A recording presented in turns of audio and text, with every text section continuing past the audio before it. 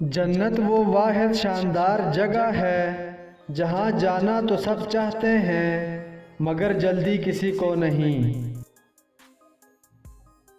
اگر تم اللہ کے ہاں اپنی حیثیت جاننا چاہتے ہو تو یہ دیکھو کہ اس نے تمہیں کس کام میں لگا رکھا ہے۔ جب اللہ تمہیں کنارے پر لا کھڑا کر دے تو اس پر کامل یقین رکھو، کیونکہ دو چیزیں ہو سکتی ہیں، یا تو وہ تمہیں تھام لے گا یا تمہیں اڑنا سکھا دے گا۔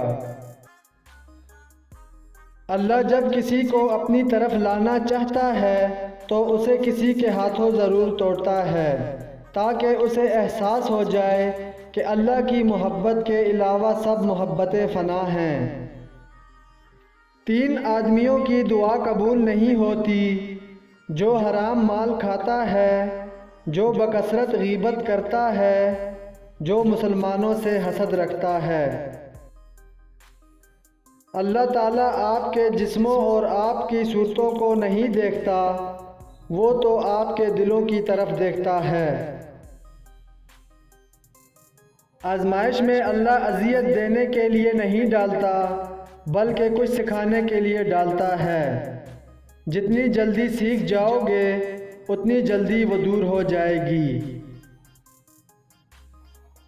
پانی اور نماز ایک جیسے ہیں، پانی محتاج نہیں پینے والوں کا اور نماز نہیں محتاج پڑھنے والوں کی، دونوں کے لیے پیاس ضروری ہے۔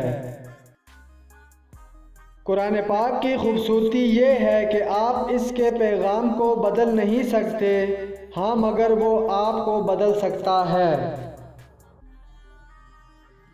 تم وہ مانگتے ہو جو تمہیں اچھا نظر آتا ہے، اللہ وہ دیتا ہے جو تمہارے لیے اچھا ہوتا ہے۔ اللہ تعالیٰ اپنے بندے سے ایک ماں سے زیادہ پیار کرتا ہے۔ مسئلہ یہ ہے کہ اللہ کا بندہ اکثر ہی ایک بندے جتنے حقوق بھی ادا نہیں کرتا۔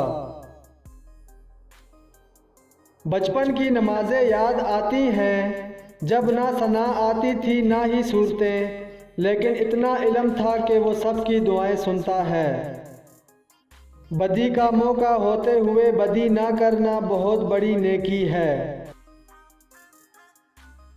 میں نے مشکل وقت میں صرف اپنے رب کو اپنے ساتھ مخلص پایا۔ بس اللہ ہی بہترین محافظ ہے اور وہ سب مہربانوں سے بڑا مہربان ہے۔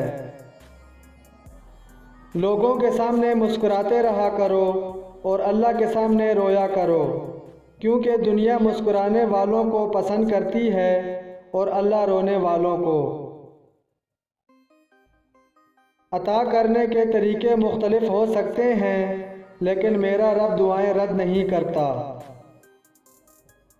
میاں بیوی میں لڑائی گھر کی تباہی ہے، میاں بیوی میں محبت گھر پہ اللہ کی رحمت ہے۔ تہجد میں مانگی گئی دعا ایسا تیر ہے جس کا نشانہ کبھی خطا نہیں ہوتا۔